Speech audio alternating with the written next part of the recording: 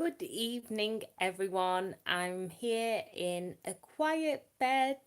I am lying in my co-sleeping bed, normally with the kids, and I have a night free as they're at their grandparents'.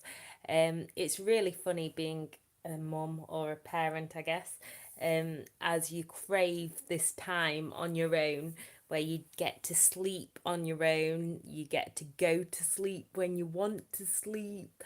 Hopefully, you get to wake up when you want to wake up. Although I'm not fancying my HIT class early in the morning, but I will go. I will go. And then now I'm in bed and it feels really, really quiet because I'm so used to co sleeping. I've co slept now with the girls for since Jazz was born, so that's like 6.5 years. Hello. Hi, everyone watching. So I am well used to co sleeping, so it's very odd being on my own, but hopefully I'll get some work done. But it's funny, yeah, you crave that time and then you're like sad because it's just you on your Todd. Anyhow, I thought as I've not got the girls with me now, it's easier to talk a bit about more about mental health because um I'm feeling a bit better today, but I have been struggling with it at the moment. And I'm starting to question my diagnosis because diagnoses of mental health problems are really complex because there's normally a number of things going on. So for ages, because my eating disorder was such a big factor, um, I wasn't given a diagnosis. It was always palmed off as my eating disorder causing these highs and lows and whatnot in my mood. Um, and so far over the years, I've been diagnosed with anxiety, depression, psychosis. I think I got diagnosed with OCD. I can't remember if it was an official diagnosis. Um, and possibly PTSD. I see, I don't even know. But I definitely know anxiety, depression, and psychosis. They're the main ones.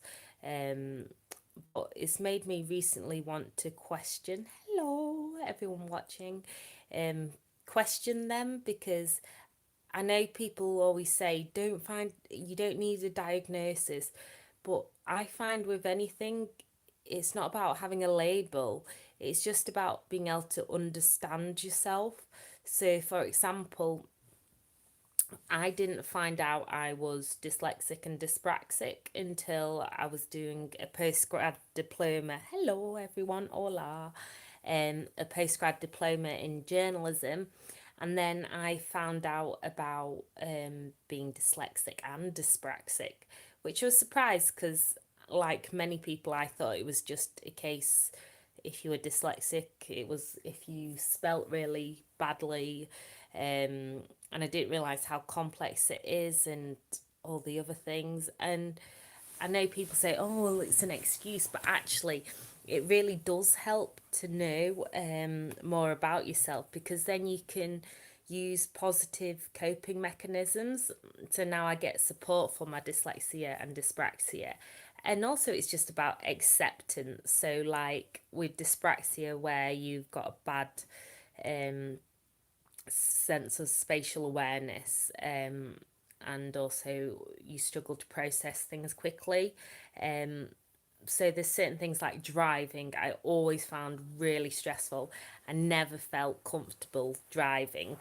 Um, and now I just accept that with my mental health and with dyspraxia, I just can't do it. And actually, I think it's positive sometimes not to stress yourself out because it's not like biologically we need to drive.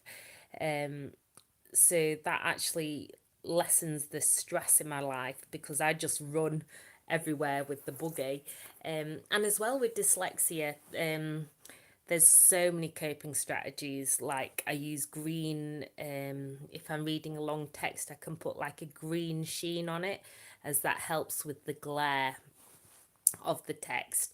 And it's just accepting that I'm really not very good at maths or processing things, or word order, but it's fine.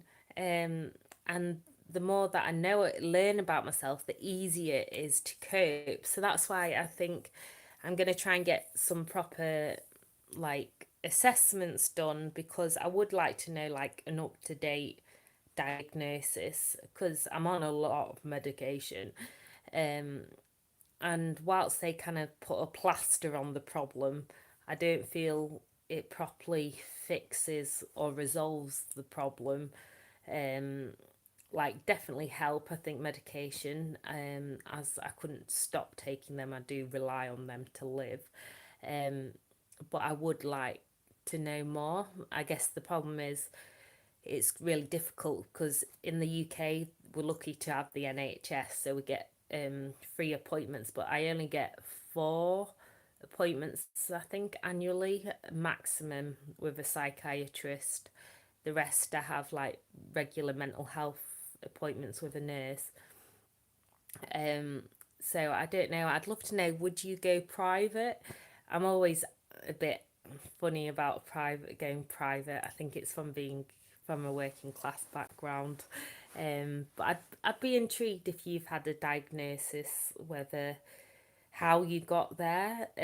Did you have to persist with it yourself, or did you get diagnosed? Um, so I know with an eating disorder it was quite obvious, but it was after a few years until I got a diagnosis. Anxiety and depression was quite early, and then psychosis, that was a shock diagnosis after a really bad period of psychotic episode, when I was pregnant with my youngest daughter. So I guess I've been lucky that I've had mental health involvement for quite a number of years of my life. Um, so I have had help, but then sometimes I think you don't get to the bottom of the matter and what is causing your brain to react. Is it a chemical imbalance, or is it like, will CBT, for example, help, which is cognitive behavioral therapy? Um, but I find a lot with therapy, I don't want to be going too deep into my past because it's just too difficult, and you've got to be in the right frame of mind to delve that deep. So anyway, that's something I'm gonna be looking into. I think next week I've got my kind of um, quarter appointment with psychiatrist anyway. But I'd love to know how you all are. Please do comment below. It's nice checking in and seeing you every day for Vlogmas. So that's where I vlog every day up until Christmas. Anyway, so I'm going to have to try and go to sleep on my own now because I haven't got the kids to co-sleep with. So no breastfeeding, no co-sleeping. It's bizarre. So we'll see how it goes. Anyway, night everyone. Sleep tight. Don't let the bed bugs bite. I'm gonna go now. Bye.